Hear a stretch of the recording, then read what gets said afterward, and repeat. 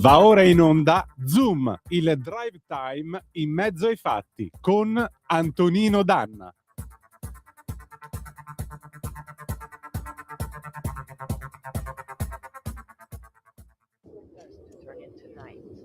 Wolves start moving in a pack formation, using their hearing and smell super senses. The night is their perfect hunting ground.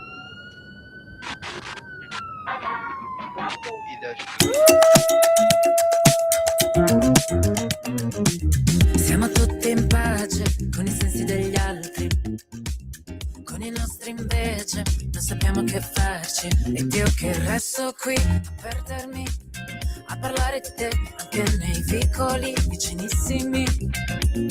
Non riusciamo a trovarci e vorrei sapere cosa fai. Ma non è male questa nostalgia, lo sai che ci perdoniamo sempre e siamo sconosciuti per la gente che non ci capirà mai. Lo vedi, io e te, la strada è una giungla, chiama la luna come animali notturni.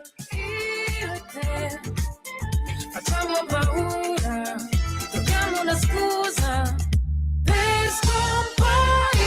Che dire, ignora la parola fine. Io non so più a chi appartengo se vai via.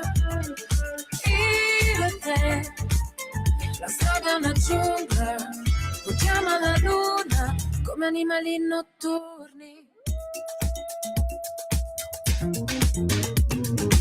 Sai, potrei svegliarmi con te ogni mattina e guardare l'alba come fosse la prima. Addormentiamoci davanti a un film.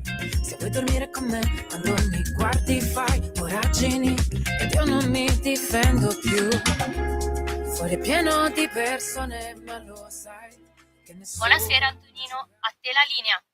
Grazie Natalia, buon lunedì e buona settimana anche a te, amiche e amici miei, ma non dell'avventura. Buonasera, siete sulle magiche onde di Radio Libertà. Questo è Zoom, il drive time in mezzo ai fatti. Io sono Antonino Danna e questa è la puntata numero 1144 di oggi, lunedì 2 marzo dell'anno del Signore 2026. Cominciamo la nostra trasmissione, vi ricordo, date il sangue, in ospedale serve sempre.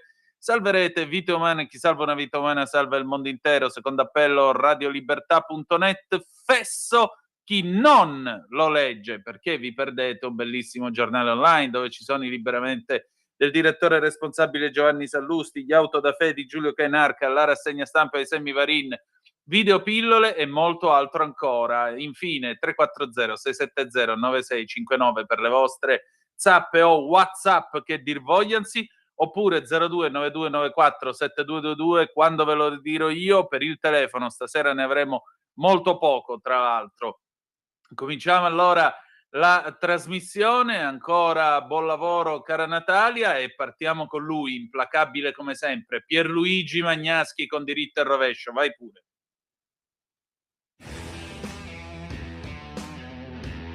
È arrivato nelle sale cinematografiche il film La Grazia del regista Paolo Sorrentino, che parla della crisi di un presidente della Repubblica Italiana alla fine del suo secondo mandato e quindi non più rieleggibile. Il presidente, in questo caso, è chiamato a concedere la grazia a un uomo che aveva ucciso la moglie affetta da Alzheimer. Il presidente è dubbioso. Sua figlia, che tra l'altro è anche una giurista raffinata, vorrebbe spingerlo a concedere la grazia. Il presidente è interpretato da un sublime Tony Servillo e la figlia del presidente da una intensa ed altrettanto brava Anna Ferzetti.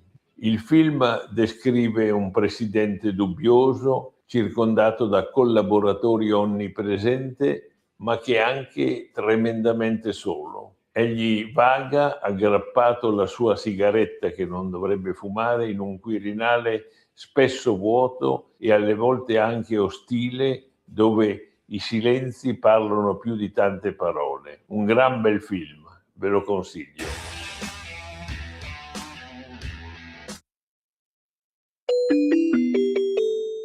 Qui Parlamento. Grazie Natalia, avete ascoltato Pierluigi Magnaschi, adesso è con noi al telefono l'onorevole Alessandro Giglio Vigna, che voglio ringraziare per il tempo e per la cortesia. Ben trovato e bentornato. Grazie a voi, un saluto ai vostri radioascoltatori. E allora, onorevole, Iran, mentre noi parliamo, la battaglia continua a infuriare e Trump, tra l'altro, dice che questa è stata era l'ultima buona opportunità per colpire il regime degli Ayatollah a disposizione degli Stati Uniti d'America. Noi in tutto questo che cosa facciamo? Sì, è vero quello che dice Trump, nel senso che la situazione che si era creata sul campo, per usare il linguaggio dei militari, era ottima per attaccare, nel senso che in pieno giorno vi è stata a Teheran una riunione fra il defunto Khamenei e molti leader politici e militari del regime. E quindi sì, effettivamente la situazione era non fosse l'ultima, ma una situazione assolutamente propizia per attaccare. Noi come Italia, come paese, ci siamo ovviamente messi a disposizione degli alleati soprattutto per la messa in sicurezza di obiettivi strategici alleati in tutta l'area. La risposta dell'Iran è stata, come avete visto, decisamente convulsa, nel senso che si sono messi a sparare missili in tutte le direzioni possibili e immaginabili. E la situazione dentro il paese è chiaramente di confusione. Sappiamo però che vi sono manifestazioni soprattutto di giovani, di studenti, di donne, di giovani donne, di oppositori, ovviamente tutta la parte del Kurdistan in fermento per chiedere al mondo occidentale, al presidente Trump, al mondo occidentale di tirare una spallata ancora più potente al regime di Teheran. Come Italia abbiamo diverse migliaia di concittadini in quell'area, molti che sono anche in transito, perché avete visto tutti gli aeroporti come insomma Dubai, ovviamente tutti fermi per diversi giorni. Tutta la rete consolare delle ambasciate italiane è assolutamente attiva. Molti connazionali sono già rientrati con dei voli speciali, con dei voli diretti verso Fiumicino e verso l'aeroporto di Malpensa. Alcuni stanno uscendo da quei paesi con anche mezzi propri, nel senso che comunque si può anche prendere una macchina e uscire dai paesi, diciamo, più a rischio. Il lavoro di censimento è importante, nel senso che stanno minuto dopo minuto aumentando la lista degli italiani dentro quell'area e qualcuno se ne sta andando, altri, insomma, chi vive lì per lavoro chiaramente decide di rimanere. L'Italia si sta dimostrando con la protezione civile anche all'altezza di questa situazione. Io ho visto fotografie di hub all'interno degli aeroporti del Medio Oriente con dei tavolini con la bandiera italiana delle varie reti consolari, dove i cittadini italiani possono andare a chiedere informazioni. Insomma, questa è la situazione. E noi come Lega sottolineiamo ancora una volta, soprattutto in questo momento, in questa fase di alta criticità, la necessità in questo momento di stoppare al 100% quelli che sono gli sbarchi, ovviamente, perché è questo il momento in cui eventuali cellule terroristiche potrebbero introdursi in Italia e in Europa, e incentivare chiaramente il controllo anche sul territorio nazionale, quindi incentivare tutta quella che è l'operazione strade sicure, il pattugliamento, il monitoraggio anche appunto delle strade, ma anche il monitoraggio di centri islamici, moschee legali e illegali sul nostro territorio. Ecco, come Lega alziamo l'occhio anche sul fronte interno. Siamo chiaramente proiettati a vedere quello che succede in quell'area del mondo, i vari risvolti che potrebbero esserci anche da noi, eventuale aumento dei costi dei carburanti nei prossimi giorni, si spera per pochi giorni, ovviamente i nostri militari all'estero, che ringraziamo e salutiamo per tutto quello che fanno, i nostri concittadini all'estero, però è giusto anche accendere un faro, una proiezione verso quello che accade dentro il paese. Quindi mai come oggi blindare totalmente i confini da eventuali sbarchi. Sappiamo che ovviamente il Viminale con Piantedosi su questo è in prima linea, e assolutamente monitoraggio all'interno del nostro paese, quindi strade sicure, tenere sotto controllo chi dobbiamo tenere sotto controllo. Senta, secondo lei, è chiaro che non ha la sfera di cristallo, ma lei comunque è un componente della Commissione Affari Esteri della Camera. Sì. Più o meno quanto si prevede che potrà durare questa guerra?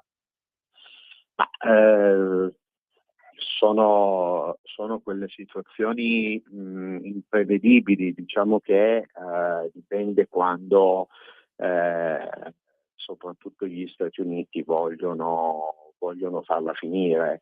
È chiaro che il totale smantellamento del regime iraniano sarebbe la soluzione a lungo termine più auspicabile, e questo comporterebbe probabilmente un prolungamento di questa situazione. C'è un'altra ipotesi che ci viene riferita dagli analisti, che potrebbe essere il fatto che i successori del Khamenei trovino un accordo e trovino una quadra con il mondo occidentale, trovino una quadra di coesistenza. Diciamo che sul lungo termine la prima situazione, ovvero un po' più prolungato, un po' più di giorni, un po' più di settimane, ma una radicale soluzione del problema Iran sarebbe probabilmente più auspicabile, ecco, sarebbe probabilmente più auspicabile, anche se chiaramente tutti speriamo di vedere il prima possibile cessare le ostilità. Certamente. Onorevole, io la voglio ringraziare del suo tempo e al piacere di risentirci presto allora. È stato un piacere, un abbraccio ai vostri radioascoltatori, grazie. Grazie, una sigla, poi brevissima pausa e torniamo. Qui Parlamento. Stai ascoltando Radio Libertà, la tua voce libera, senza filtri né censure, la tua radio. Lo amiamo perché ci offre sempre le cose più buone e naturali. Linea Alberto Acerbis. Problemi respiratori, tosse, raffreddore, tosse secca, tosse grassa. Abbiamo il prodotto che ti può aiutare. Bronco Free, la soluzione bevibile alla bava di lumaca, timo, verbena, altea, papavero e marrubio. Un insieme di erbe e di prodotti che aiutano a sciogliere il catarro e a favorirne l'espettorazione in maniera naturale. La tosse è un meccanismo espulsivo naturale che il nostro organismo mette in atto quando all'interno delle nostre vie respiratorie entrano virus, entrano batteri, entrano sostanze che il nostro organismo ritiene dannose. Come fare per calmare la tosse? Bisogna sciogliere il catarro e favorirne l'espettorazione attraverso un mucolitico naturale. La bava di lumaca, infatti, attraverso gli enzimi litici in essa contenuti, aiuta a sciogliere appunto il catarro e aiuta la sua espulsione. Abbiamo un'offerta straordinaria per voi stamattina. Se dite ascolto Radio Libertà e chiamate lo 030 68 40 408, 3 flaconi di Bronco Free a 59 euro, e se dite ascolto Radio Libertà voi non pagate le spese di trasporto e in più avete uno splendido omaggio. Chiamate adesso 030 68 40 408. Di nuovo a te la linea, Antonino. Grazie Natalia. Prima di ripartire devo darvi una notizia. Oggi se n'è andata la signora Edda, la mamma del nostro amministratore, il dottor Davide Franzini, e ci piace salutarla e ci piace insomma mandare un abbraccio al dottor Franzini, insomma in questo momento non facile. I suoi funerali saranno a Milano alla Chiesa Valdese il 4 marzo alle 11. Ancora un pensiero. Noi ora riprendiamo la nostra trasmissione, le 18, 34 minuti e 50 secondi sulle magiche onde di Radio Libertà. Antonino Danna al microfono con voi, sempre 340-670-9659 se volete dirci la vostra, perché adesso parliamo di Iran, ne parliamo con l'amico Giancarlo Gioielli, giornalista di grande esperienza in materia, e sentite un po' che cosa gli viene detto direttamente da lì, soprattutto dai leader dell'opposizione che naturalmente aspettano il momento buono per cercare di rovesciare questo regime. Vi preannuncio inoltre che domani alle 10:35 andrà in onda un filo diretto che sostituirà lo spazio di Giulio Cainarca. E sarò io con Mario Filippo Brambilla, il presidente dell'associazione Italia-Iran, e parleremo del principe Reza Pahlavi e del suo piano per la rinascita dell'Iran i primi 100 giorni dopo la caduta del regime.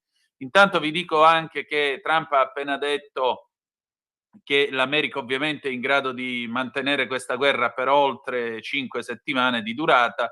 Ha detto anche che per adesso gli stiamo dando una bella lezione agli ayatollah, ma il meglio deve ancora venire, perché a quanto pare gli americani intensificheranno evidentemente la loro azione. Un'ultima cosa, riferisce l'NBC che quando gli americani a Ginevra, questo lo diciamo per quelli che poi chiamano indignati, stavano trattando, ecco, state a sentire cosa dice l'NBC. Il ministro degli esteri Abbas Araghchi, riferisce Iran International che cita l'NBC, ha cominciato a gridare contro l'inviato di Trump Steve Witkoff dopo che a Ginevra, nei discorsi giovedì scorso, l'ultima volta che si sono visti, quando gli americani hanno presentato le loro richieste, cioè che l'Iran non avrebbe dovuto più arricchire l'uranio per i prossimi 10 anni. Lui ha cominciato a gridare, dice: se preferisci posso andarmene, ha risposto Witkoff, secondo quanto dice un testimone tra l'altro dei fatti. Poco dopo la delegazione americana ha comunicato a Trump quello che era successo e Trump ha detto che sostanzialmente non ha fatto un plissé, per cui la situazione non è che li hanno bombardati mentre trattavano, no. Araci si è messa a gridare addirittura contro l'inviato di Trump quando gli ha detto: bene, arricchimento per i prossimi 10 anni non se ne parla neanche. Maurizio, ricordiamo anche le manifestazioni dei soliti criminali sotto le ambasciate americane. Li avete mai visti sotto le ambasciate dell'Iran dopo i 30.000 morti di chi protestava nelle strade e poi finiti i feriti trovati negli ospedali? I nostri sinistri erano a prendere un tè alla menta, Maurizio. Come non darti ragione? Hai pienamente ragione. E allora adesso il faccia a faccia con l'amico Giancarlo Gioielli sull'Iran. Vai pure, Natalia. Vai. E allora, questa sera io ho il piacere di ritrovare Giancarlo Gioielli, collega di grande esperienza in tema di Medio Oriente. Tra l'altro so che ha un bel po' di aggiornamenti. Giancarlo, è scoppiata questa guerra e io ho pensato immediatamente a te. Non lo dico in tono offensivo, sia chiaro, ma lo dico proprio per dire quello che è il credo di questa trasmissione, cioè domandalo a qualcuno che lo sa. Allora vengo da te. Com'è la situazione adesso? Sappiamo che c'è questo continuo scambio di colpi tra Israele e Stati Uniti e Iran, ma in Iran com'è la situazione al suolo? Allora, è molto complessa, anche perché quando parliamo di Iran noi pensiamo, diciamo così, all'ex Persia. In realtà l'Iran è composto da molte e molte nazionalità diverse e se metti insieme tutte le varie minoranze che si considerano nazioni arriviamo più del 68% della popolazione iraniana. Intendo i curdi, intendo i beluci che sono al confine con il Pakistan.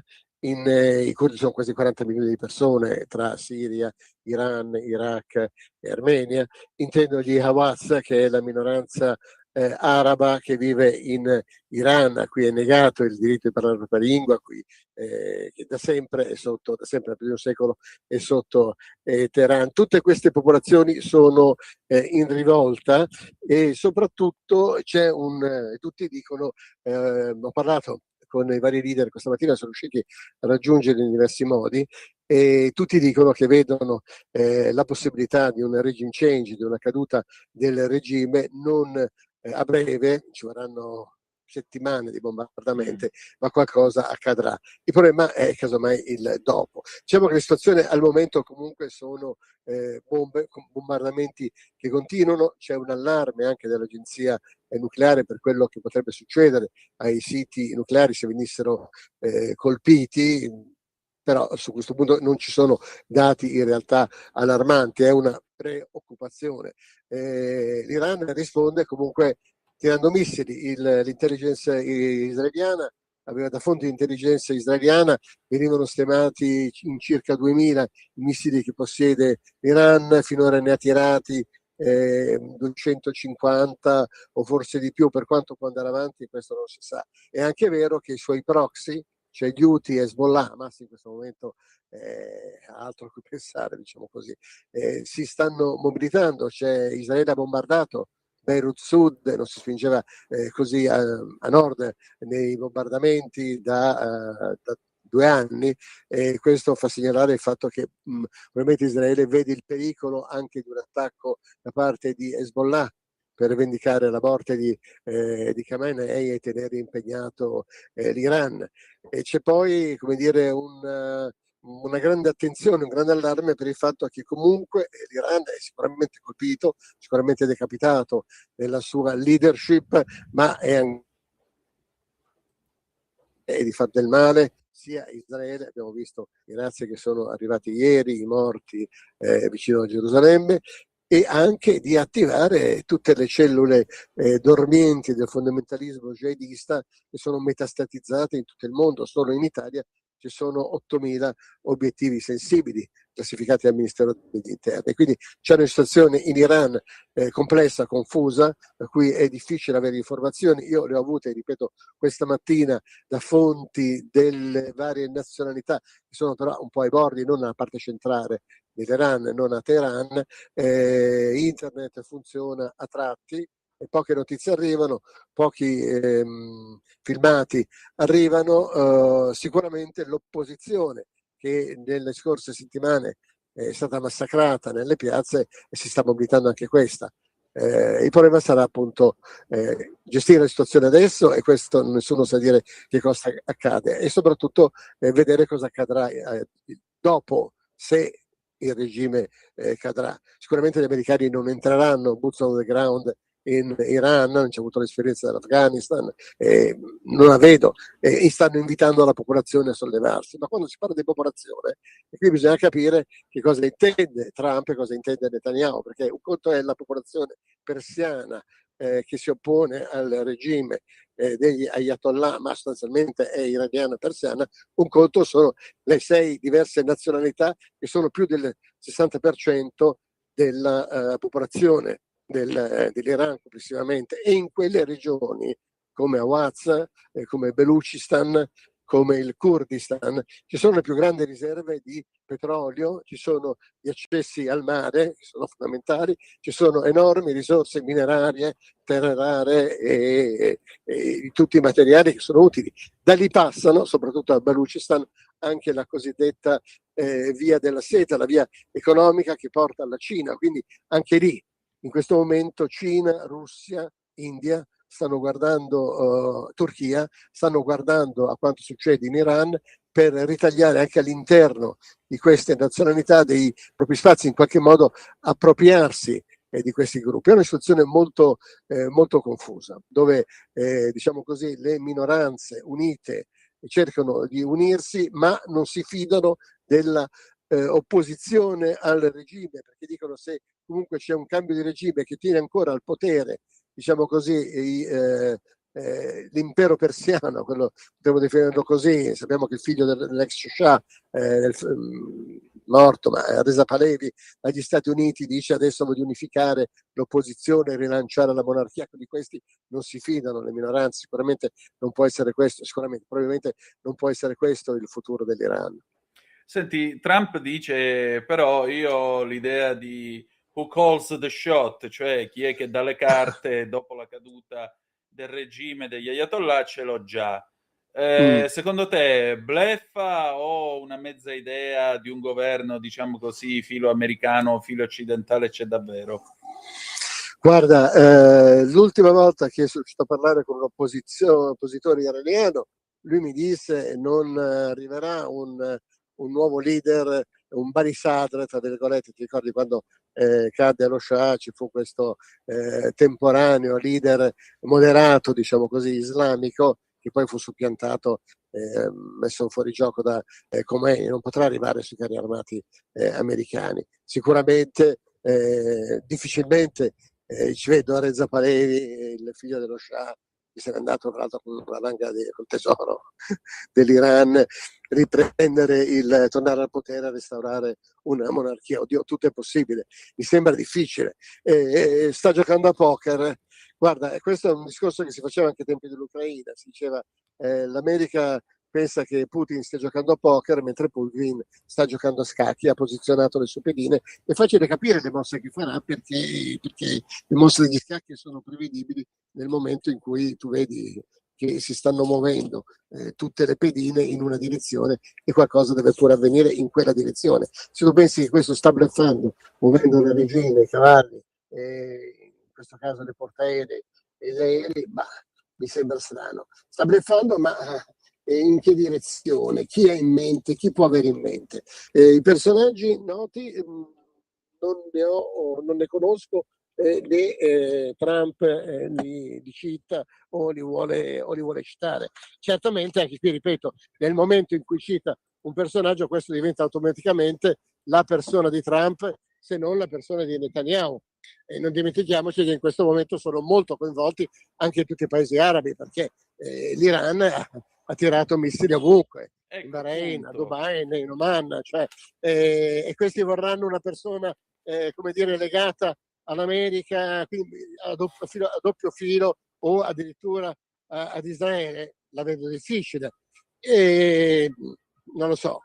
Certamente, ripeto, lì stanno guardando in molti, ci stanno guardando i russi, ci stanno guardando i cinesi, stanno guardando i turchi, non soltanto gli americani, anche se, diciamo così, il lavoro, tra virgolette, il lavoro sporco lo stanno facendo fare israeliani agli americani.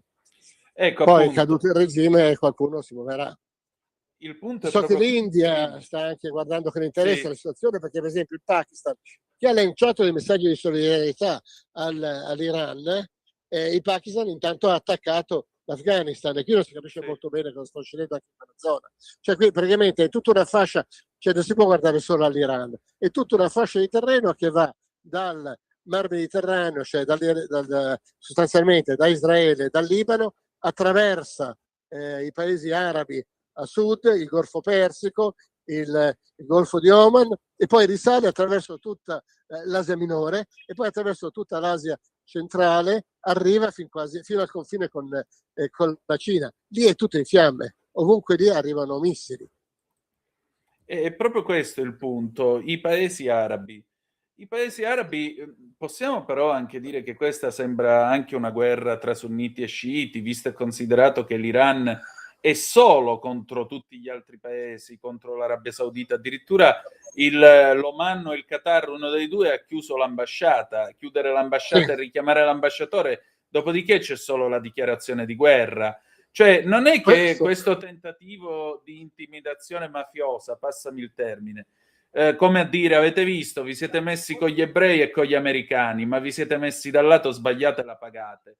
Ecco, non è che questa cosa invece spingerà i paesi arabi del Golfo, che tra parentesi sono quelli nel mirino degli accordi di Abramo, non dimentichiamo anche questo, a mettersi tutti assieme e fare una coalizione per andare ad abbattere questo regime. È quello che avvenne in Iraq con Saddam Hussein. I paesi arabi guidarono la coalizione per riconquistare il Kuwait e per abbattere Saddam nella prima guerra del Golfo. Poi Saddam non fu abbattuto, rimase lì, massacrò i curdi tanto per sfogarsi, che furono lasciati soli, avevano chiesto l'aiuto degli americani, avevano tenuto impegnato l'esercito iracheno al nord, e poi niente, tutti se ne sono andati e Saddam ha massacrato i curdi, salvo poi essere a sua volta lui come dire, sconfitto e finire impiccato 10 anni dopo. Sicuramente il tema del sunniti sciiti è molto forte, perché la fratellanza musulmana, che non dimentichiamoci è sunnita ed è molto presente ed è molto attiva, e ha comunque conquistato ancora dei capisaldi, perché per esempio in Siria al potere c'è l'ex capo dell'ISIS, che dalla fratellanza musulmana discende. Chiaramente questi sono fuori gioco in teoria nelle monarchie del Golfo, che li vedono come fumo negli occhi, però sono molto potenti a diversi livelli. Quindi, come dire, ci sono 3 livelli. Le monarchie del Golfo, che si stanno alleando e cercano l'appoggio evidentemente degli Stati Uniti, che c'è un tema economico molto forte, perché evidentemente sono le forniture di petrolio, il gas, tutto il sistema energetico e non solo. C'è appunto la fratellanza musulmana, che mira ad avere l'egemonia sul mondo islamico jihadista, penso all'ISIS, penso all'Al-Qaeda e a tutti i suoi derivati, e i sunniti che a loro volta, gli sciiti, scusa, che a loro volta tendono ad imporsi nel mondo islamico. E un punto di contatto forte era stata proprio Hamas. Ricordiamoci che il 7 ottobre fu chiamata Al-Qaeda Floods, cioè l'alluvione di Al-Qaeda all'Aqsa Flood, cioè l'alluvione di Al-Aqsa, la moschea di Gerusalemme, riprendiamoci Gerusalemme, sconfiggiamo Israele. Sono tutti temi che si mescolano. Sicuramente c'è una guerra in corso che dura da un bel po' tra sunniti e sciiti. Del resto stiamo parlando del 1980, ricordo che un po' inosservati in Occidente ci fu una guerra che durò un anno e fece 1 milione di morti per parte fra Iran ed Iraq, tra Saddam Hussein e Khomeini. Entrambi non erano 2 stinchi di santo. Decisamente no. Però sì. Vedi, tu tu mi parli dei curdi. Ecco, nota a margine, io l'ho detto in radio qualche giorno fa, lo ripetiamo anche qui. I curdi è dalla fine della Grande Guerra che aspettano di avere un loro Stato nazionale e ancora Sì. non lo hanno avuto. La più grande nazione senza Stato che esista al mondo. In questi giorni però io ho letto su Iran International che in pratica i servizi segreti sia israeliani che americani a quanto pare avrebbero parlato con i curdi di qua e di là dal confine tra Iran e Iraq, Sì. per agire come eventuale quinta colonna nel momento in cui diranno: ragazzi, noi con i bombardamenti abbiamo finito, adesso è tempo di agire. Quindi che si Guarda, fa? Si va verso proprio stamattina, la fine 3 ore dell'Iran fa unito? Guarda, 3 ore fa ero al telefono proprio con un leader curdo, non posso fare il nome, e con un leader del Belucistan, e anche i beluci non vanno trascurati perché comunque hanno una forza, sono molto forti, hanno come dire una milizia armata molto potente che in questo momento in Pakistan hanno proclamato l'indipendenza dal Pakistan e stanno cercando di formare uno Stato nazionale loro che vogliono allargare all'Iran. Il Kurdistan vede in questo l'occasione, i curdi vedono in questo l'occasione per ritagliarsi uno spazio all'interno dell'Iran che si saldi con lo spazio che come provincia autonoma adesso hanno ancora in Iraq e che poi si allarghi anche alla Turchia, infatti Erdogan li vede come fumo negli occhi, e coinvolga anche la componente curda che è in Siria, che in questo momento è nel mirino di Al-Jolani. Quindi i curdi sì, sono una forza, sono 40 milioni di persone abituati a combattere. Non dimentichiamoci che appunto hanno resistito al massacro di Saddam, hanno resistito ai gas di Assad, hanno fermato a Mosul l'ISIS, cosa che non era riuscita a nessuno. Hanno forze combattenti molto molto agguerrite, tra cui battaglioni femminili molto capaci di affrontare e di resistere, e sono anche come dire disperati con le spalle al muro, non hanno nulla. Chi non ha più nulla non ha perdere, nemmeno da perdere. Esatto, hanno tutto da guadagnare. In questa situazione sicuramente potrebbero giocare, però questa persona mi diceva: però questa volta non chiedeteci di fare da quinta colonna di un futuro Iran che di nuovo tornerà ad opprimerci. Il nostro prezzo è molto chiaro: far uno Stato che riconosca la nazione curda e quindi non so, qualcosa di più di un'autonomia. Con 120 anni di ritardo.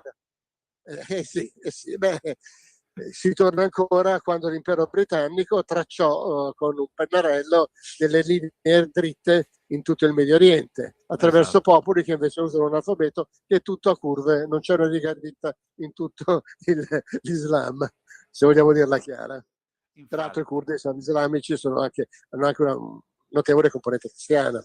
Certo. Senti, qui si parla tanto, ma il diritto internazionale, qua, là. Dall'altro lato Israele risponde: guardate che questo è dal 79 che ci minacciavano di cancellarci con la bomba atomica, più diritto internazionale del nostro diritto all'autodifesa, che cosa dobbiamo fare? E poi in Italia c'è anche quello che viene e ti spiega: ma Trump l'ha fatto per deviare l'attenzione dal caso Epstein. Ma davvero qui diamo queste spiegazioni da bar a problemi geostrategici così complessi? Guarda, è una cosa impressionante il fatto che qui quando si parla di queste situazioni geopolitiche così complesse, ricordo un dato solo: il 30% del petrolio che arriva da noi, non solo in Italia ma in Europa eccetera, passa dal Golfo Arabico. Ora, se il 30% in questo momento è bloccato, il che vuol dire che il prezzo del petrolio sta salendo del 30%. Non so se del gas, lo vedremo sulla bolletta molto presto, tutto questo.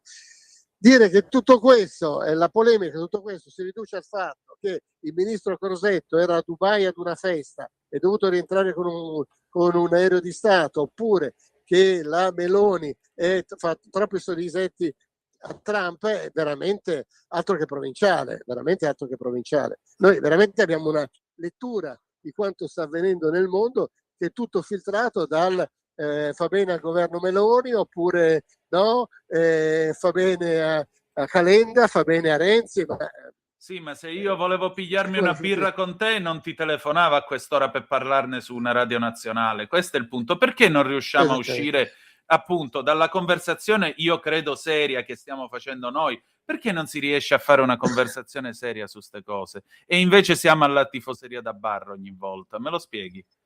Questa è veramente la tifoseria da bar. Amico mio, come posso spiegartelo? Cioè, la birra, l'invito è sempre valido, ma non è questo il luogo e la sede. Questo è il fatto.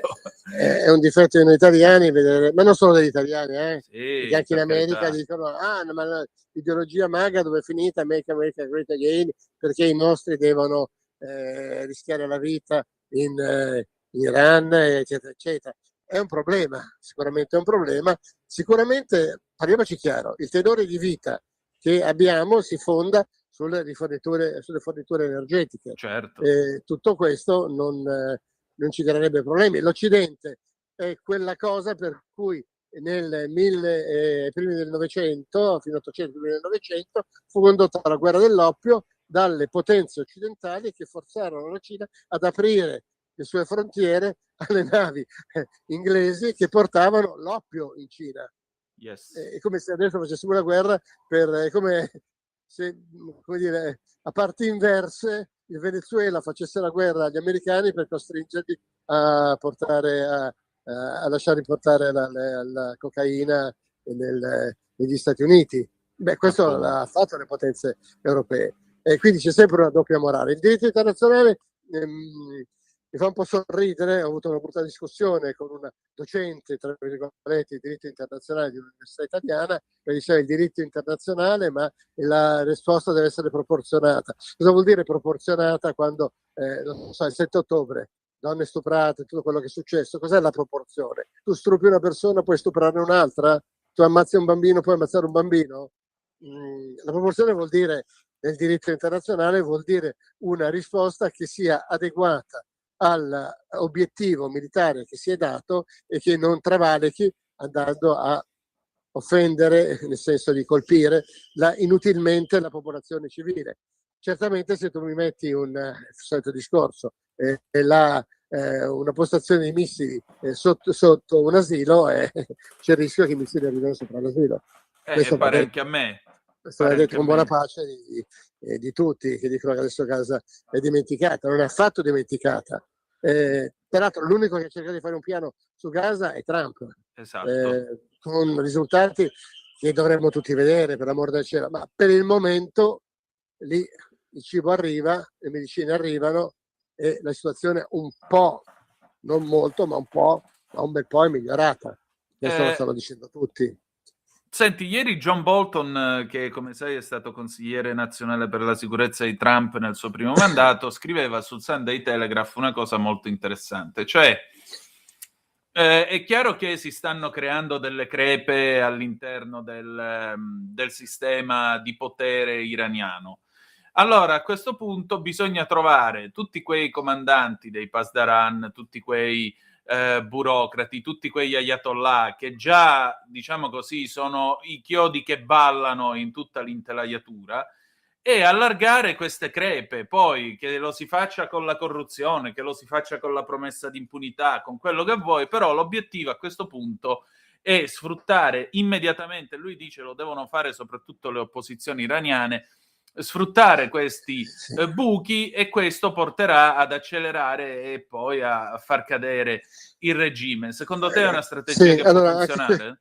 Anche questo è un tema di cui ho parlato questa mattina con un interlocutore, questa volta dell'opposizione iraniana, il quale mi dice chiaro, ma dai tempi dell'uccisione di Soleimani, al tempo dell'uccisione del capo di Hamas a Teheran, di Soleimani a Baghdad, che all'interno del regime iraniano, all'interno anche del corpo delle guardie della rivoluzione, eccetera, eccetera, non solo ci sono delle crepe, ci sono persone che danno informazioni alla CIA, al Mossad, ai servizi segreti. Mi pare evidente. Tutti i colpi sono molto mirati, perché se dicono sono 500-200 morti, ma 2 giorni di bombardamenti, fossero stati bombardamenti a tappeto, avrebbero fatto molti più morti. Sono colpi mirati a colpire esattamente la leadership e ci sono riusciti. Quindi evidentemente ci sono le informazioni che sono riuniti lì in quel punto, a quell'ora, in quel modo, e che cosa serve per farli fuori. Queste crepe ci sono, chi, come dire, apre queste crepe lo fa perché è un guadagno. Le informazioni che sono arrivate sugli scienziati nucleari che poi sono stati fatti fuori dal Mossad, che stavano aumentando il livello di uranio arricchito e quindi la possibilità di costruire bomba atomica. Chiaro che queste informazioni vengono dall'interno. Allora, questi l'hanno fatto per soldi, l'hanno fatto per garanzie, l'hanno fatto perché ci credono, questo non possiamo dirlo. Sicuramente ci sono queste crepe, c'è un'opposizione, perché l'opposizione l'abbiamo vista, i 30.000 morti in piazza vuol dire che in piazza c'erano almeno 3 milioni di persone. Sì. Ci sono 2.288 persone che sono state impiccate dagli Ayatollah nelle scorse settimane. Non ho visto grandi mobilitazioni nelle nostre piazze, ma qui si torna al discorso da bar. È un fatto che quindi c'è un'opposizione interna all'Iran molto forte, degli studenti, dei giovani, eccetera, eccetera, che non ne possono più del regime degli Ayatollah. La storia di Masha Amini, che tra l'altro era una curda, non lo si dice, ma era una ragazza curda che è stata uccisa e torturata e poi uccisa perché portava male il velo. Sì, per una ciocca ai capelli. Ecco, esatto, quella era una ragazza curda, non era una ragazza persiana, forse anche questo può aver giocato, non lo so. In ogni caso c'è un'opposizione e su questa opposizione si può sicuramente, chi vuole un cambio di regime può far leva. Ripeto, il punto sono però le nazionalità, diciamo così, non persiane, curdi, beluci, awasi e tutti gli altri, i quali dicono sì, però, ok, opposizione, ma se c'è un cambio di regime che si unifica sotto lo slogan che sta lanciando Reza Pahlavi, e che è una nazione, un linguaggio, una bandiera, noi non ci siamo. E quindi si va ad un Iran a pezzi, cioè una guerra civile interna all'Iran, da cui non si capisce bene come si possa uscire. Soprattutto una guerra civile che sarà combattuta nelle aree che più riforniscono, ripeto, petrolio, gas, terre rare e minerali vari che sono utili all'high tech, perché l'Iran è questo, insomma, e queste zone Iran. E soprattutto, peraltro, tutte queste nazionalità di cui ho parlato insistono tutte sugli sbocchi al mare e quindi sul Golfo Persico, e quindi possono bloccare il passaggio, come stanno bloccando il passaggio delle petroliere. Certo. Questo è un tema che sicuramente non dimentichiamoci. Poi appunto la presenza dell'India, che è il paese più popoloso al mondo, che sta guardando con grande interesse a quello che accade in questo momento anche tra Pakistan e Afghanistan. La situazione è molto più complessa di una battaglia aerea, sia pur drammatica come quella che sta avvenendo, e non si esaurisce sicuramente con un cambio di regime. Con un cambio di regime, immagino. All'interno di Teheran. Certo. Senti, cioè ci vuole un ridisegno, cioè ci vuole, insomma, io non sono nessuno per dirlo, ma diciamo così che le varie nazionalità dell'Iran premono per un governo che rispetti le autonomie, che tenga conto delle autonomie presenti, perché queste stanno scoppiando, se non altro per ragioni demografiche, perché sono più della metà, quasi il 60% della popolazione iraniana. Non ne parliamo, ma ci sono. Senti, parliamo un attimo di questo lato del Mediterraneo. C'è la portaerei francese Charles de Gaulle che sta facendo rotta verso le coste di Israele, dove c'è anche la Gerald Ford, mentre dall'altro lato c'è la Lincoln che sta facendo la sua parte nel supportare gli attacchi. Gli iraniani hanno cercato di lanciargli dei missili contro, non hanno avuto alcun effetto.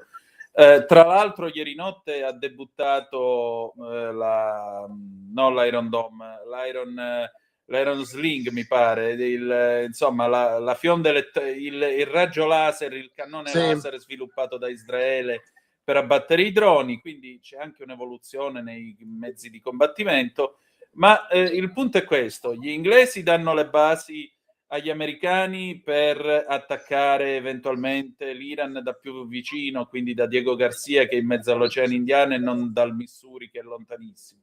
I francesi mandano la loro portaerei. Noi altri in tutto questo che facciamo? Perché vorrei ricordare che noi abbiamo una base americana che si chiama Sigonella, si trova dietro Catania, io ci sono atterrato una volta, è in mezzo al nulla, ma da lì parte qualche drone ogni tanto di sorveglianza verso l'Iran. Quindi noi altri che facciamo? Ci mandiamo la Cavour? Che facciamo? Intanto abbiamo recuperato il ministro della difesa Crosetto. Sì, e questo è già un buon inizio, direi. Questo è un buon inizio. Questo è un problema che l'Italia si deve porre. Allora, sarà invocato l'articolo 11 della Costituzione, come è stato fatto per quanto riguarda Gaza. L'Italia ripudia la guerra e la guerra come strumento di risoluzione delle questioni internazionali, che è stato fatto per Gaza, non è stato fatto, mi ricordo, per la Serbia, il Kosovo, non è stato fatto per l'Afghanistan, non è stato fatto per l'Iraq. Sono sempre un doppio standard che funziona. Credo che l'Italia deve tenere conto comunque dei rapporti con gli Stati Uniti, che non può negare le basi NATO, perché le basi NATO comunque, a parte il precedente di l'unico e fece storia di Craxi, che bloccò appunto i Marines che volevano arrestare Sigonella, esatto, che volevano arrestare i palestinesi dell'Achille Lauro. Ma a parte questo episodio, la disponibilità delle basi NATO è data dall'Italia per le convenzioni internazionali. Non so quanto sarà coinvolto in questa fase, bisogna vedere come evolve la questione e quanto l'Iran può resistere. L'Italia peraltro storicamente ha dei rapporti con l'Iran dal punto di vista economico, cioè l'ENI ha operato in Iran, ha sempre operato in Iran, conosciamo moltissimo, e anche dopo con il regime di Ayatollah ha continuato a costruire raffinerie, a lavorare, a estrarre il greggio e il gas e a gestire le pipeline che poi arrivavano in Europa e in Italia. E tutto questo ci mette in una posizione come dire, di debolezza, certamente da un certo punto di vista. In teoria sarebbe la posizione ideale per poter trattare. L'Italia in questo senso sarebbe nella posizione buona per poter trattare. Il problema è che ci vorrebbe un Andreotti per fare questo e non lo vedo all'orizzonte, insomma, non è così semplice la questione. Esatto, anche secondo me. Un'ultima cosa, il sistema missilistico iraniano, abbiamo visto i droni lanciati contro la base della RAF in quel di Creta, però a vedere insomma la portata in miglia nautiche dei missili di cui dispongono, c'è una parte di Sud Italia che potrebbe essere colpito. Ora, a me pare che l'Iran stia agendo un po' come il cinghiale ferito che azzanna chiunque gli si avvicini. Non è che qualche notte a questi viene l'infelice idea di lanciare un missile, anche a scopo dimostrativo, un po' come fece Gheddafi nell'86 a Lampedusa, contro e cade magari al largo di Catania, dico per dire, perché magari vogliono pigliare Sigonella. Infatti quella volta lì mi ricordo appunto il governo c'era Spadolini e l'Italia, come dire, calmò molto le acque sul missile verso Lampedusa e si fece un po' finta di niente. Speriamo che un eventuale messaggio d'Italia arrivi così, insomma, con un missile sparato in mare. Speriamo che non ci siano messaggi. Non so quanto l'Iran è nel mirino diretto dell'Italia. Io francamente temo molto di più l'attivazione contro obiettivi, diciamo così, simbolici da parte di questi kamikaze, di queste cellule dormienti, contro le quali è ben difficile avere qualcosa da riuscire a fermarli, perché uno imbottito di bombe che si butta contro, l'abbiamo visto, non può farci assolutamente nulla, se non dopo, e se non prevenirlo con l'intelligence, ma è molto difficile. Il problema secondo me casomai è questo, cioè il terrorismo suicida. Sì. E questo di cui non sappiamo assolutamente, direttamente non sappiamo niente. Sicuramente i nostri servizi fino ad ora sono riusciti a prevenire molto, diciamo così, negli ultimi 10 anni, 15 anni sono molto attivati e hanno sotto controllo alcune situazioni, ma non credo che possano avere sotto controllo tutto. È un po' come l'Iron Dome, può fermare 90 missili su 100, ne tirano 100 e ci passano. Certo. Può fermarli 99 su 100, ok, uno passa e quello uno può fare danni.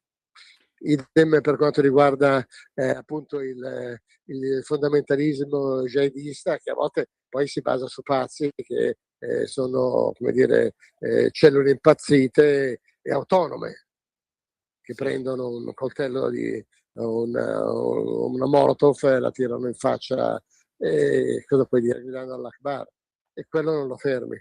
Cioè è chiaro che il problema è il clima di tensione che crei, e il clima di odio, sul quale c'è chi ci gioca in maniera lucida e c'è chi ci gioca e chi, come dire, recepisce questo gioco cinico e lucido in maniera folle e poi lo mette in pratica.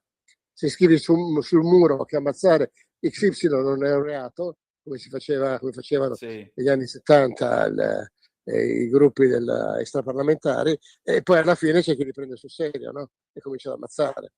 È vero, il problema è Questo questo, qualche cretino che magari a furia di urlare slogan di vario genere si senta poi un eroe e prenda in mano una pistola, questo è il problema. Se poi questo cretino viene invitato a parlare, o cretina, viene invitato a parlare nelle università, diventa un cattivo maestro.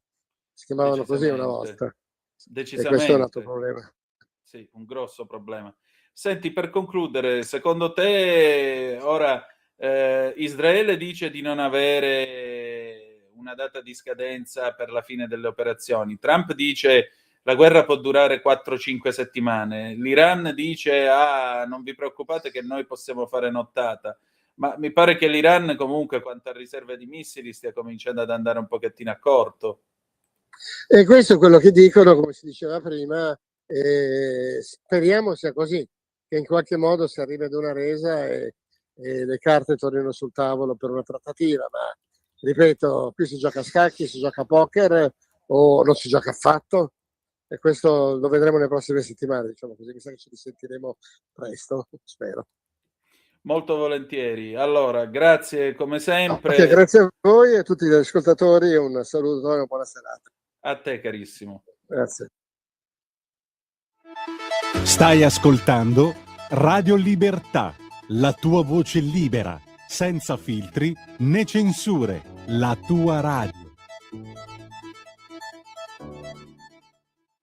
Di nuovo a te la linea, Antonino.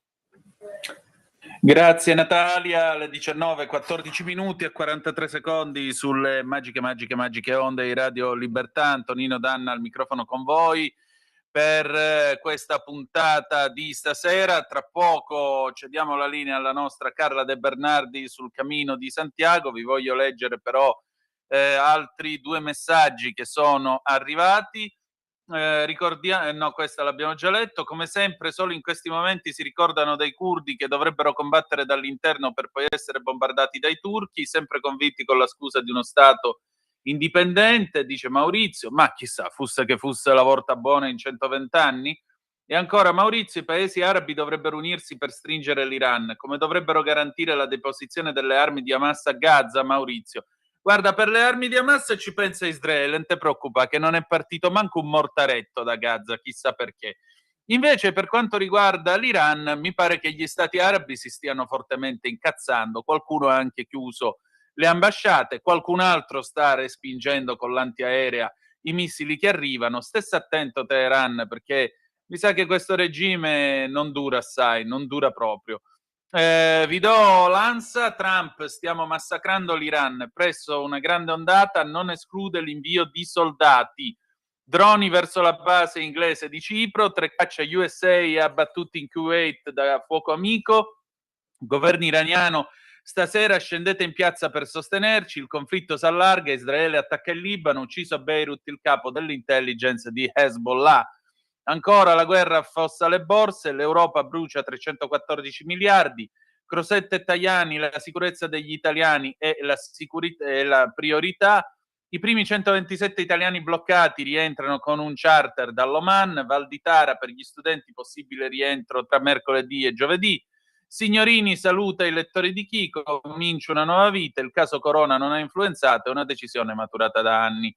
Il comitato Giusto Dire No non daremo i nomi dei finanziatori, infatti per loro è giusto dire no alla richiesta di spiegare chi sono i finanziatori. Ex Ilva, operaio precipita e muore, proclamate 24 ore di sciopero. E con questo linea alla nostra Carla De Bernardi. Alla fine ci salutiamo con J-Ax e Leggera County Fam e la vita del 2026. A proposito, non perdete da oggi i nostri nuovi appuntamenti, il TG che va in onda alle 13 e la borsa alle ore 18, poco prima di Zoom. Grazie a tutti, in collaborazione con il sussidiario.net, ovviamente entrambi questi due importanti appuntamenti di Radio Libertà. Grazie per essere stati con noi e ricordate che malgrado tutto, the best is yet to come, il meglio deve ancora venire. Vi ha parlato Antonino Danna, buonasera. E allora, oggi la nostra fata turchina, come potete ben vedere, è la nostra Carla De Bernardi in uno sfolgorante, smagliante turchino per continuare questo celestiale, visto che siamo in tema, percorso sul Cammino di Santiago. Carla, ben trovata. Ben trovata a voi, ben trovata a te, buona settimana. E niente, gli echi della guerra in Iran credo che ci abbiano sconvolto tutti, però Sì. bene, meno male, io mi accodo a quelli che sono felici, quelli che tirano fuori come si chiama, il diritto internazionale, l'aggressione, Trump è un farabutto, eccetera, non mi trovano d'accordo. Quindi per me che Khamenei sia morire, la morte non è mai una cosa da festeggiare, ma quello era il diavolo. Decisamente. Vediamo che cosa succede adesso. L'augurio è che venga un Iran libero e amico di Israele, perché questo significa veramente un cambiamento epocale. Epocale. Il fatto che anche gli altri paesi si stiano muovendo perché insomma, vabbè, io non sono una geopolitica, quindi parlo solo da privata cittadina.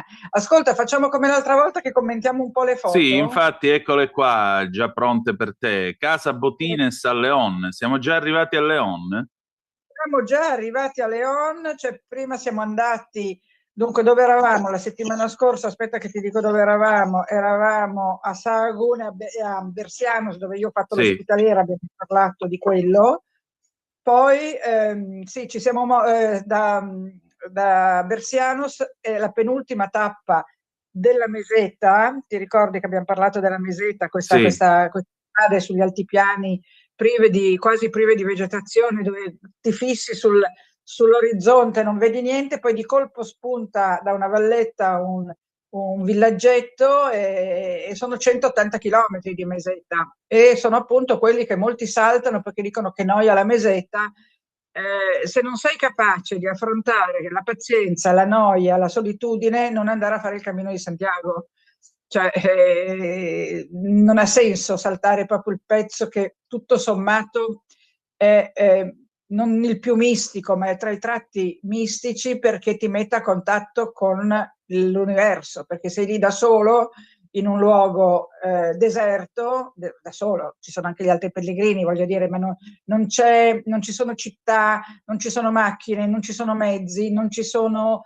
Ogni tanto incontri un gregge, poi vedi questi grandi mulini, magari degli attrezzi agricoli. Poi quando sono passata io era settembre, quindi c'era la Meseta era autunnale, no? Era come si dice, arida, non c'era, non avevano già tagliato il mais, quindi era proprio, l'abbiamo visto l'altra volta, un territorio un po' lunare, ecco.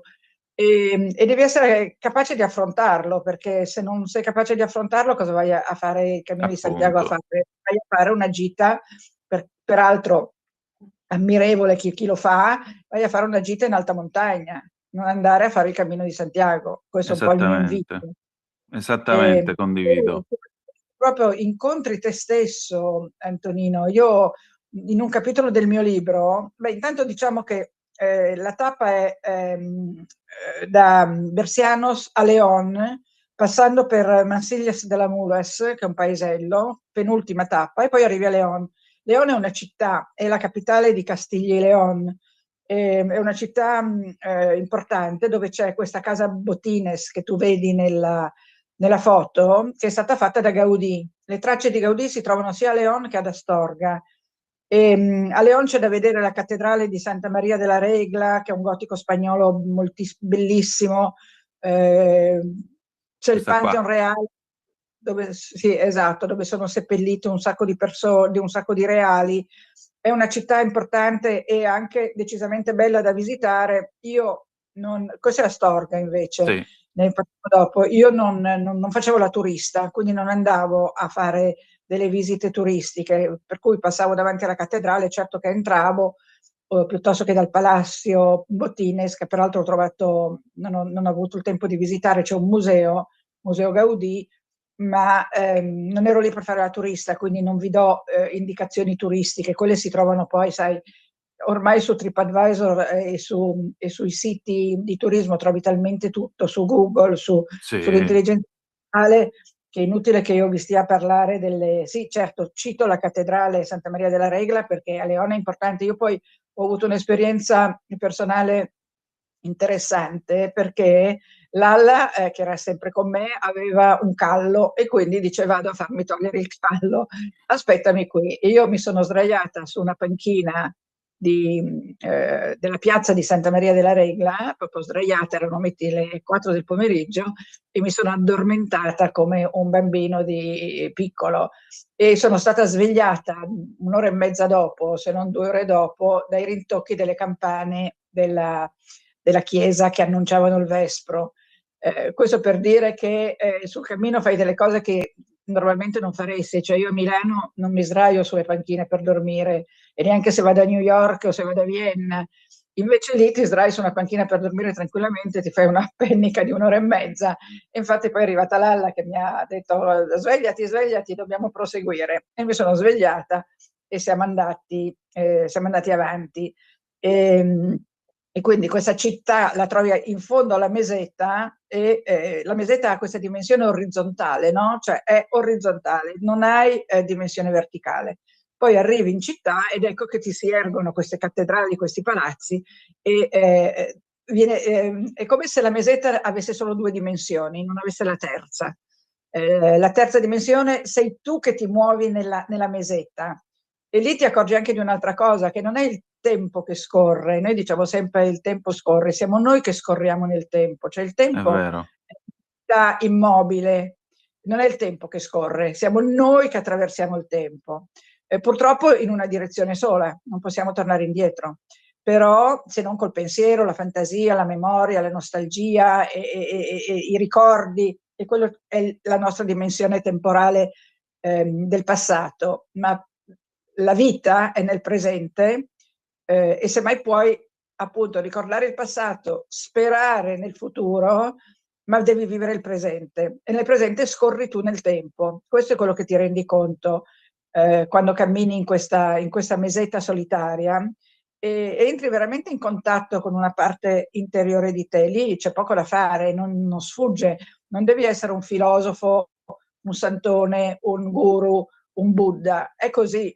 perché tutto ti invita a una dimensione introspettiva, durante la quale però i pensieri non sono i pensieri razionali con cui ragioniamo sempre, cioè non ti metti a pensare adesso faccio 7 chilometri, poi arrivo, poi faccio pipì, poi incontro Lalla, no, è una dimensione di pensiero onirico, come se tu fossi o in meditazione, se qualcuno ha mai fatto meditazione lo sa, o la fase alfa, mi sembra che si chiami alfa del sonno, quando i pensieri si mescolano e scorrono uno sull'altro, no?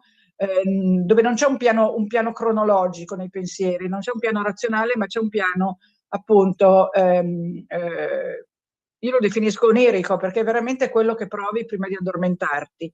Il cervello emana proprio delle onde alfa, è proprio un fatto fisiologico. Credo che abbiano fatto degli esperimenti con scientifici sul sonno, intendo dire, ma anche sulla meditazione, e si vede che il cervello emana queste onde alfa nelle 2 situazioni. Ecco, sulla mesetta e anche camminando in generale, se il camminare non è un camminare appunto o turistico o di shopping o di conversazione o di gita, c'è questa dimensione, evidentemente il nostro cervello entra in quella dimensione E quindi pensa in questo modo che non è irrazionale, ma non è razionale, che sono due cose diverse. Cioè non stai pensando in modo irrazionale, quindi in modo caotico, bizzarro, tutt'altro, ma non è un pensiero razionale. Ed è una dimensione molto forte, per cui ne esci rafforzato. Io quando sono arrivata a Santiago e poi a Finisterre, 800 km, 25 al giorno, eccetera, eccetera, dormendo in camerate con gente che russa, che si sveglia alle 6, partenze all'alba, freddo, caldo, sono arrivata riposatissima, non sono arrivata stanca. E sono arrivata riposata proprio per questo che ti sto dicendo, perché vivi in questa dimensione che non è la tua dimensione solita, ma in una dimensione molto diversa, in cui ti rigeneri, quindi la fatica fisica non la percepisci, perché c'è una rigenerazione mentale così forte, e poi c'è anche una rigenerazione fisica. Guarda, io avevo più di 50 anni, 55 mi sembra, quando sono partita per Santiago, e avevo quei 2-3 chiletti di troppo che si hanno a quell'età. Quando sono arrivata a Milano, tornando da Santiago, e mi sono guardata allo specchio, non chiedevo ai miei occhi, perché ero tornata a una forma fisica più giovanile. E questo proprio per questa rigenerazione profonda che c'è anche fisiologica, quindi anche proprio della muscolatura, bruci in un modo diverso quello che mangi in un altro modo, ma poi bruci anche in un modo diverso, perché tu sai che fisiologicamente noi quando camminiamo o corriamo, all'inizio si bruciano gli zuccheri, soprattutto Sì. nella corsa. Questa è fisiologia reale. Tu bruci gli zuccheri e quindi se hai mangiato la brioche, praticamente bruci la brioche. Poi esiste un'altra frequenza cardiaca, che è quella cardio, che allena il muscolo cardiaco, e poi c'è una dimensione di consumo che è il consumo dei grassi. È proprio il metabolismo dei grassi che tu fai nel cammino e che normalmente non fai. Noi normalmente non bruciamo grassi durante la nostra vita, a meno di non mangiare. Allora bruci i grassi che hai in eccesso. Ma se mangi normalmente, o se mangi un po' di più, i grassi te li tieni. Per bruciare i grassi devi smettere di mangiare, oppure bruciarli con un'attività fisica che deve essere aerobica. Quindi o la corsa, o la camminata veloce, o il nuoto, o la bicicletta, e sul cammino bruci i grassi. Quindi questo è un vantaggio non da poco, se ci pensi. Decisamente, direi. Decisamente. In maniera così un po' ironica, no? Perché ti rigeneri mentalmente, ti rigeneri spiritualmente e ti rigeneri fisicamente. La mia domanda è: cosa vuoi di più? Perché poi c'è un momento in cui il passo, il battito cardiaco e il respiro vanno in sincronia. Cioè tu non ti accorgi più di come stai camminando, di come stai respirando e di come ti sta battendo il cuore. Quello non ce ne accorgiamo normalmente, no? Noi normalmente quando viviamo, a meno di avere le palpitazioni, non ci accorgiamo del cuore che batte. E neanche del respiro, perché è automatico. Sul respiro facciamo un pochino più di attenzione, secondo me, anche perché ci sono diversi tipi di respiro, quello addominale, quello diaframmatico, quello alto, eccetera, eccetera, quindi il respiro lo notiamo di più, ma il battito cardiaco, credo che nessuno di noi, se non ha appunto le palpitazioni, si accorge che il suo cuore sta battendo. Ecco, sul cammino il battito cardiaco, il respiro e il passo diventano un tutt'uno, quindi è un insieme assolutamente coeso, in cui non fai fatica, non senti la fatica. Quando fai le salite, certo che senti la fatica, e sul cammino di Santiago ci sono parecchie salite. Poi vedremo la salita di Osebreiro, che sarà la prossima puntata, ed è una salita che tutti temono. Osebreiro. Io mi ricordo di essere arrivata a Osebreiro, che mi sono detta: ma questo era lo spaventoso Osebreiro, perché anche nella salita, almeno io faccio così, poi c'è chi invece non ce la fa, ma stiamo sempre parlando di persone che magari hanno delle difficoltà a camminare, perché c'è gente sul cammino che ha anche dei problemi di deambulazione o fisici, cosa che io non avevo, e quindi in salita io metto il turbo, per cui invece di arrancare su per la salita, io vado su come se fossi su una cremagliera, E quando arrivo su e guardo indietro e dico, oddio, ma io ho fatto tutta questa salita, non me ne sono accorta, perché nel farla passo per passo la superi come in modo naturale. Poi certo arrivi su e hai un po' di affanno, magari senti i muscoletti un po' dolenti, ma io non mi accorgevo di aver fatto la salita, me ne accorgevo quando mi voltavo e vedevo cosa avevo fatto. Questo soprattutto sul cammino di Assisi, se poi se vuoi quando abbiamo finito con Santiago ne parliamo un Sì. po'. Nel cammino di Assisi che vai su e giù per gli Appennini, sali sugli Appennini, scendi dagli Appennini, risali, riscendi, risali, perché passi dalla Romagna alla Toscana e all'Umbria, attraversando gli Appennini, e anche lì, quando sei su, ti guardi indietro. Io mi ricordo che è arrivata su una cima che non ricordo quale fosse, ma ho guardato alle mie spalle e ho visto queste valli che avevo attraversato nei giorni precedenti e ho detto, ma io ho veramente fatto questa strada, ma com'è possibile? È una cosa incredibile questa. E sul Cammino di Santiago è uguale, quando arrivi in cima a una salita, io però ovviamente parlo della mia esperienza, io mi trovavo che dicevo, ma come ho fatto a salire? È come quando, non so, c'è un incidente piuttosto che un temporale. Quando ci sei dentro non ti accorgi di quello che sta accadendo. Quando è passato dici, oddio, ma veramente ero dentro in quell'uragano. Io una volta mi sono trovata dentro una tromba d'aria in barca sull'Adriatico, ma proprio la tromba vera e propria, Antonino. Eravamo in barca, eravamo in 4, abbiamo visto a un certo punto arrivare la classica tromba d'aria dei fumetti. E il mio amico che era al volante, era una barca a motore, ha detto, oddio, sta arrivando la tromba d'aria. E noi ci siamo messi a ridere, abbiamo detto, non dire scemenze. Ci siamo girati e abbiamo visto la tromba. E dal momento in cui l'abbiamo vista, non c'è stato più il tempo di pensare, perché eravamo al sole, in costume, al caldo, di colpo la temperatura è precipitata, abbiamo cominciato a tremare dal freddo, nella tromba si è scatenata la grandine a chicchi grossi e non si vedeva più niente e la barca roteava. Tutto questo deve essere durato a meno di un minuto, secondo me. E poi la tromba se n'è andata e ci ha lasciato lì non era una barca a vela per fortuna, quindi non ci ha disalberato. La barca ha resistito e quindi non si è capovolta e a quel punto lì è tornato il sole, è tornato il caldo e abbiamo pensato, ma come abbiamo fatto ad attraversare una tromba? Cioè, hai capito? Riguardando quello che era appena successo, ci siamo chiesti come è possibile che fosse accaduto. Ecco, questo accade nella vita, no? Che tu dici, ma è possibile che questa cosa sia realmente accaduta? E a me succedeva sul cammino, dicevo, ma è possibile che abbia fatto questa salita senza accorgermi che salivo? Ed era così. Considera poi che hai uno zaino di 8 kg, avevo uno zaino di 8 kg, non ne avevo... uno zaino di 8 kg ti rallenta molto. Tu sai meglio di me che per rallentare un cavallo da corsa e metterlo alla pari con un Famoso altro handicap. gli metti il peso, no? Metti il peso nella sella, perché per equiparare 2 cavalli mi sembra che 1 chilo equivalga a una lunghezza, perché io sono stata anche appassionata di cavalli da corsa. E quindi se 2 cavalli hanno delle performance in cui uno è più forte dell'altro di 3 lunghezze, gli metti 3 kg, in maniera che quell'altro abbia le stesse possibilità. Sono corse fatte così. E quindi lo zaino ti rallenta parecchio. Se vai senza zaino vai molto più veloce.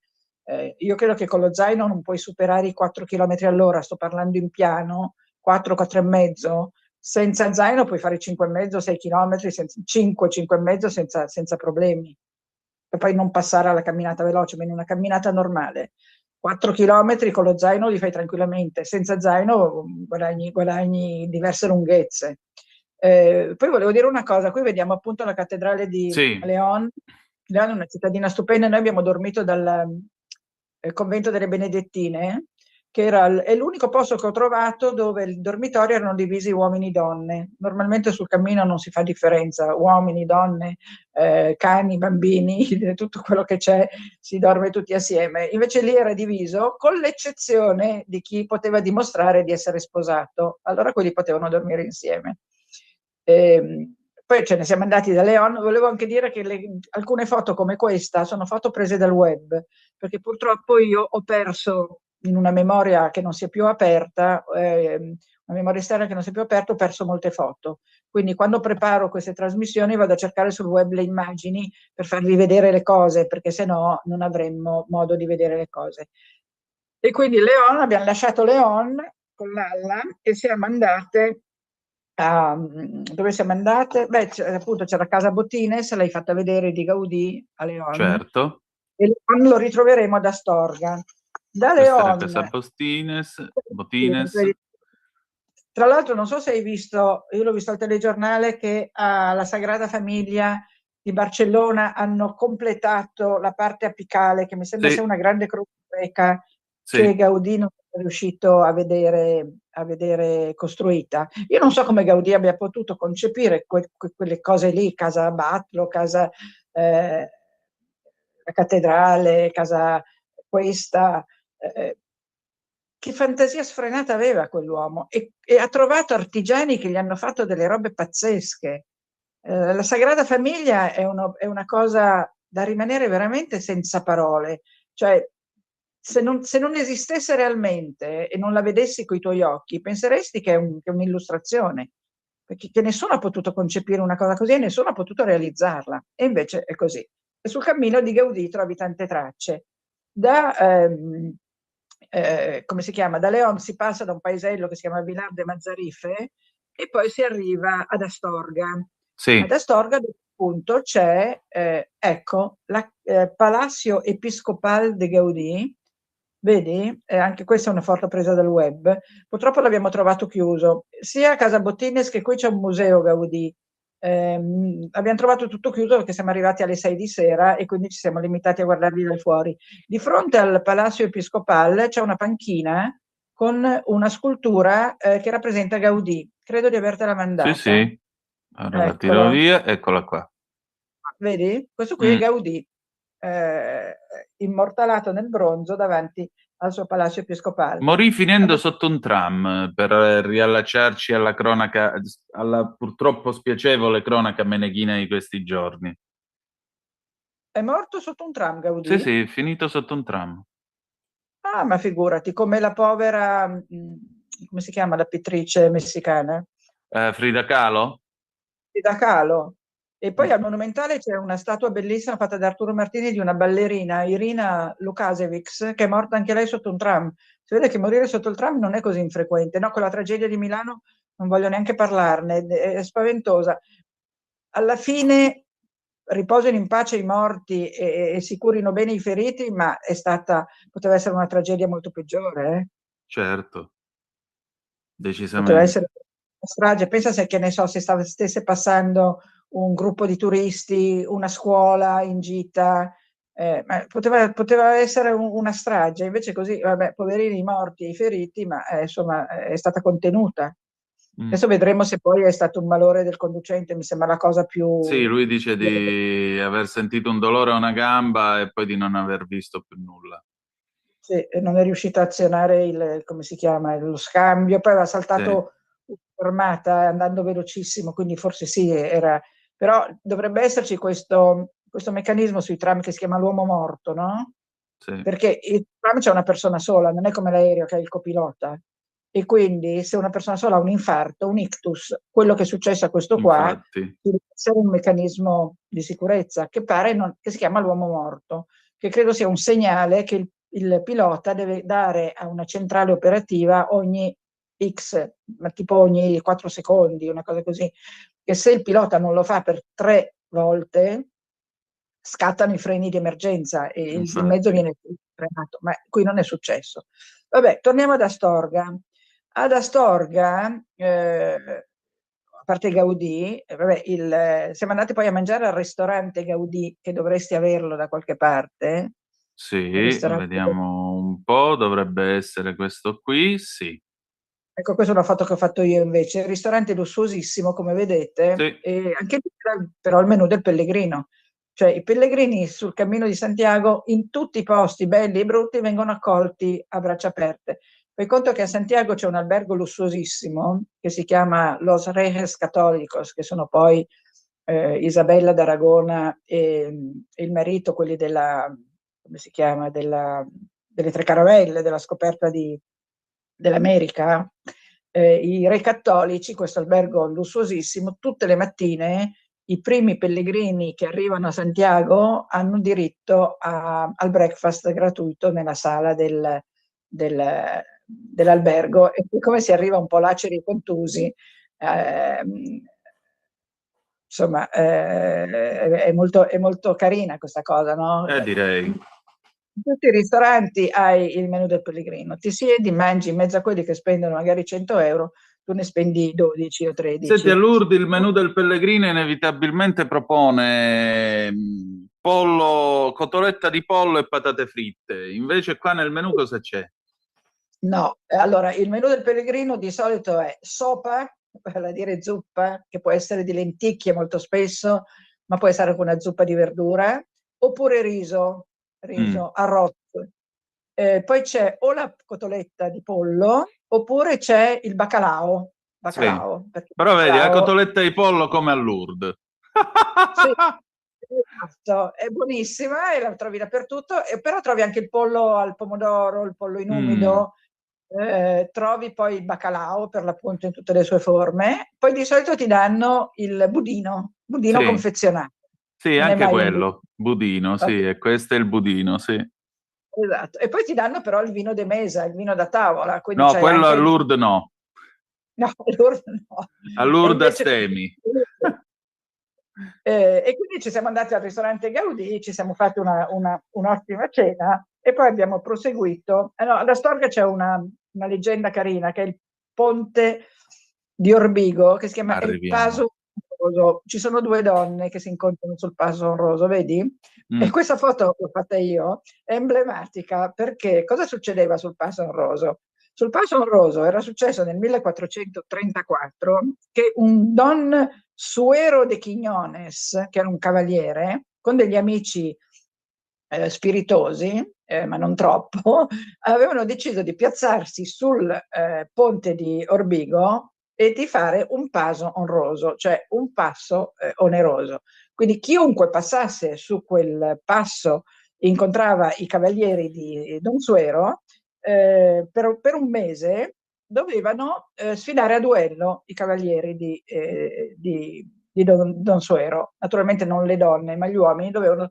E quindi c'erano questi duelli che non erano dei duelli cruenti, però c'erano vincitori e vinti, e alla sera però vincitori e vinti si trovavano a cena e festeggiavano. Quando io ho visto queste due signore sul Paso Honroso, ho pensato che anche loro era un duello, vedi? Sì. Con i loro festini della spesa stanno facendo un duello. Vabbè, questo è il mio lato, diciamo, un po' letterario. E basta, quindi Astorga è questo, e poi si parte da Astorga e si va a Rabanal. Rabanal del Real Camino è un altro posto veramente emozionante. Dovresti avere l'hotel San Gauselmo. Sì, eccolo qua.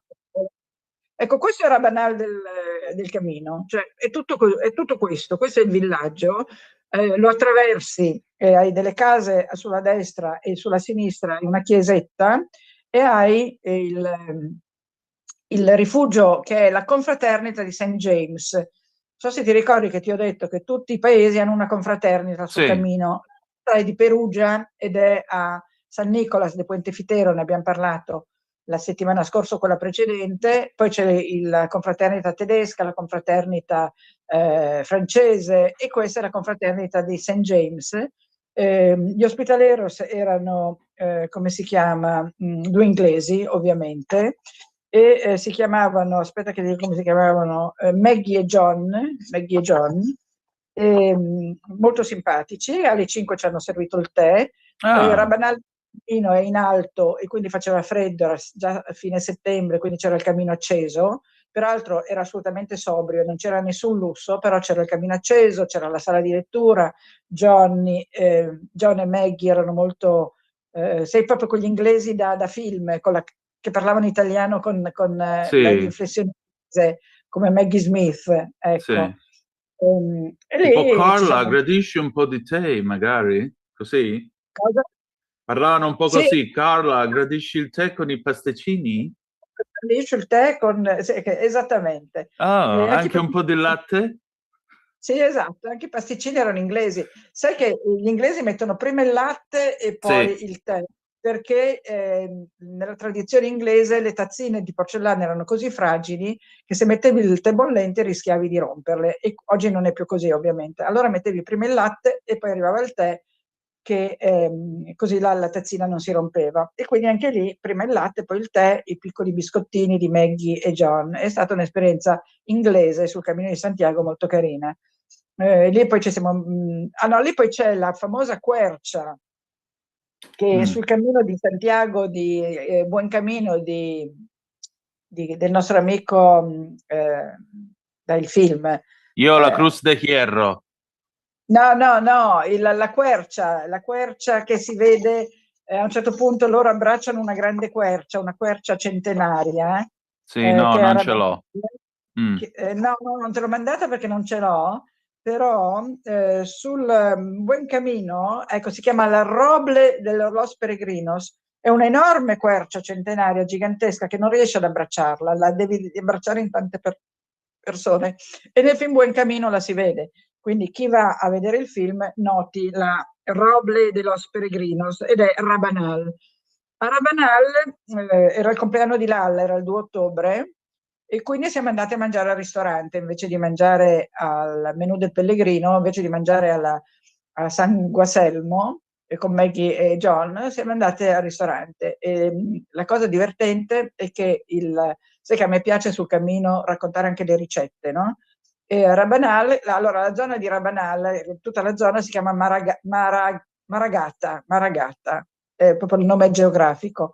E quindi lì fanno una cosa che si chiama il cosido maragato. Il cosido maragato è un bollito misto, ed è un bollito misto alla piemontese, c'è dentro tutti gli elementi, quindi il maiale, il manzo, la salsiccia, loro aggiungono i ceci. E il cosido maragato è un bollito come il nostro, mi sembra ci fosse anche la salsa verde, in più ci sono i ceci per l'appunto, e poi alla fine, quando hai mangiato tutto il bollito, nel brodo ti mettono dei fideos, che sono, sai, i filini sottilissimi che si mettono nella minestra ai bambini, proprio quella pasta sottile,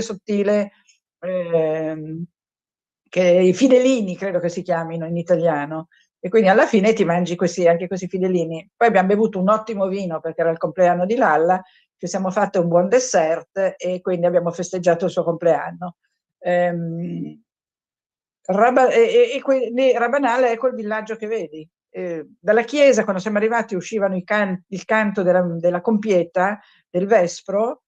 No, la compieta è più tardi, no? La compieta sono i canti della Madonna, credo che siano più tardi. No, erano i canti del vespro, quindi tutto molto suggestivo.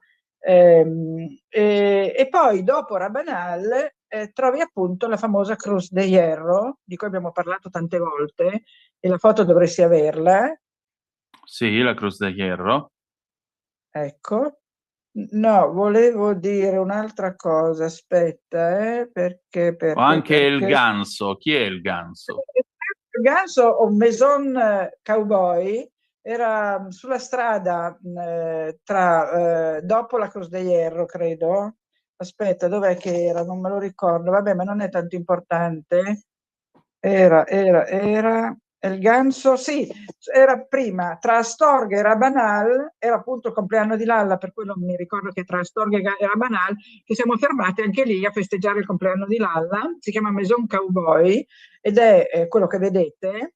C'era una specie di ranchero che faceva da mangiare delle cose stile ranch americano, ed è uno che si è piazzato sul cammino, ha aperto questo locale, lo vedi quanto è piccolo, era grande come casa mia, sarà stato 60 metri quadri, con 4 tavoli di legno, e poi c'era il ranchero che ci ha fatto, non so, della carne alla griglia, poi ci ha fatto bere della grappa perché gli abbiamo detto che era il compleanno di Lalla, quindi ha voluto a tutti i costi farci bere della grappa, e devo dire che è stata un'esperienza anche quella molto carina, il ganso Maison Cowboy. Dopo il ganso c'è la quercia, la Roble de los Peregrinos, e poi arriva Rabanal. Passata Rabanal arrivi prima a Santa Maria de Molina Seca, e ho fatto vedere una tavolata di Santa Maria, vedi? Che fa vedere come se tavolate siano monacali, vedi? Sì. Non c'è, sono proprio lunghe tavolate dove tutti siamo uguali. Questa cosa bella l'ho già detta, noi sul cammino siamo tutti uguali. Tu magari a casa tua sei ricco come il mare, piuttosto che sei un avvocato di successo, piuttosto che quello che vuoi tu, piuttosto che fai il portinaio, oppure che ne so, il camionista. Sul cammino questo non conta, nessuno ti chiede mai che cosa fai, cioè non frega niente, non è mai successo che qualcuno mi dicesse ma tu che lavoro fai? La gente ti chiede come stai, se sei felice, se hai un cane, se hai dei figli, quando sei partito, dove stai andando. Mai sentito nessuno che ti dice ma tu cosa fai nella vita? Proprio frega niente. Anche perché, come anche questo l'ho già detto, l'abbigliamento è uguale per tutti. Tu puoi avere gli scarponi magari che hai pagato 50 euro, oppure puoi avere comprato quelli super tecnologici che hai pagato 250 euro, ma sono uguali. Nessuno si accorge se i piedi hai degli scarponcini super tecnici strapagati o se hai degli scarponi che hai preso sotto casa. Certo. No, sì, lo zaino, ci sono degli zaini di marca, Ferrino, varie marche, però sono tutti uguali. Non hai lo zaino di Prada o di Gucci sul cammino, capisci? Poi magari distingui uno che ha la Leica, per l'appunto, come parlavamo prima della trasmissione, allora con la Leica capisci che è uno che magari ha un po' di disponibilità economica, oppure ha un super telefonino, perché sul cammino si porta il telefonino, c'è poco da fare. Certo. È difficile dire vado sul cammino e vivo come i pellegrini. C'è chi lo fa, delle volte incontri dei pellegrini che sembrano usciti dal Medioevo, con i sandali, il saio, il bastone di legno. Normalmente stavamo guardando, mi sembra stavamo parlando di come sul cammino sia tutti uguali. Ecco, l'avevamo già detto, ma l'ho ridetto perché anche quello è importante, perché non ci sono categorie, gerarchie, capisci? Ti senti a tuo agio con tutti. E questa è una cosa bella del cammino. Poi ti senti a tuo agio anche con persone che non hai mai visto prima e di colpo però è come se fossero vecchi amici. Riesci a parlare con un tedesco e non parli una parola di tedesco, ma riesci comunque a farti capire. C'è una lingua universale sul cammino e tutti ci capiamo. E poi c'è un'altra cosa divertente sul cammino su cui chiudiamo, se vuoi. Poi la prossima volta ripartiamo da Rabanal e da Santa Maria de Molina Secca e dalla Cruz de Hierro, di cui abbiamo già parlato, però ne riparleremo perché è una tappa molto fondamentale del cammino, la Cruz. E un'altra cosa che succede sul cammino è quello che io chiamo il colore del cammino, cioè che tu parti con magliette colorate, mutande bianche, canottiere, calze, poi i primi giorni stai attento a come fai il bucato e poi a un certo punto questa cosa non ti importa neanche più quella e quindi siccome devi fare il bucato in fretta e non hai tempo e c'è la gente dopo di te che aspetta di fare il bucato e la roba è sporca, quindi la devi lavare a temperatura alta, finisce che metti tutto a 60 gradi in lavatrice e ti esce tutto dello stesso colore. Io lo chiamo il colore del cammino, per cui mutande, calze, magliette, reggiseni, pigiama, tutto un unico colore. Appunto, lo chiamiamo tutti il colore del cammino perché a un certo punto non c'è più distinzione. Il bianco non esiste più, non esiste il bianco sul cammino. Ecco, immagino. Torniamo da Santa Maria di Molina Secca, dove c'era quella bella tavola montale, si va alla Cruz de Hierro, ne abbiamo già parlato, ma io credo che valga la pena di rifare poi la puntata sulla Cruz. Eccola qua. Esatto. Perché alla Croce c'è tutto quel rito del sasso, l'abbiamo già raccontato, poi mi direi tu se lo vogliamo raccontare di nuovo, se lo diamo per no, io direi che lo possiamo dare per scontato. Ecco, quindi poi da Rabanal si scende, abbiamo parlato di Tomás, l'ultimo dei Templari, anche quello ne abbiamo parlato, che è morto di un mese fa e che aveva quella bel rifugio con tutte le frecce che dicono Gerusalemme, Roma, eccetera, eccetera. Eccolo qua. Tomás aveva praticamente una capanna, per non dire una catapecchia, perché era quasi una catapecchia, però dà ospitalità a tutti, Tomás, dormi proprio su dei pagliericci, mangi quello che preparava, perché non c'è più, ed è un'ospitalità molto calorosa, molto francescana, molto cristiana, che ti soddisfa pienamente anche se mangi pane e bevi una tazza di brodo, e Maniarin questo lo offriva a tutti, o una tazza di tè. E purtroppo se n'è andato, l'ultimo dei Templari. E da lì, dove sei arrivato dopo la Cruz de Hierro, arrivi in un posto che si chiama Fonsebadón, e anche Fonsebadón è un posto divertente, e credo che non ne abbiamo mai parlato. No. Avevo però raccontato che sulla strada tra Cruz de Hierro, anzi alla Cruz de Hierro, avevamo incontrato questi francesi dei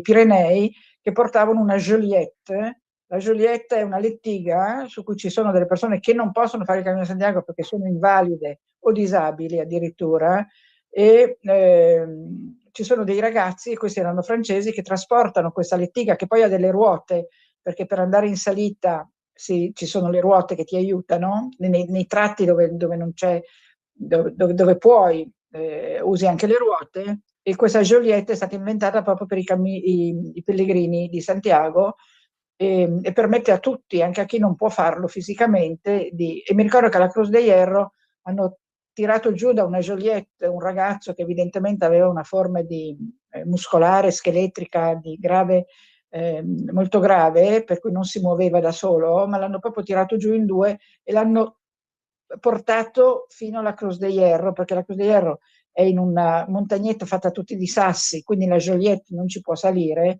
ma sto ragazzo a braccia l'hanno portato in cima alla Cruz de Hierro, e poi hanno proseguito, li abbiamo ritrovati sul cammino, li abbiamo ritrovati a Fonsebadón, poi li abbiamo persi. Capito.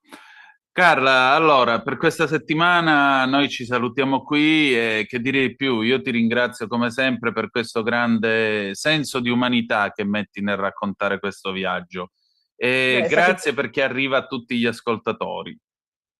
Questo lo spero veramente, spero che qualcuno parta per il cammino dopo avermi ascoltato. Se poi vogliono anche leggere il mio libro, contare i passi, sono felice che lo facciano, però perché il mio libro non è una guida, esistono delle guide al Cammino di Santiago, no? Che sono guide tecniche, in particolare c'è quella di Terre di Mezzo, che è famosissima.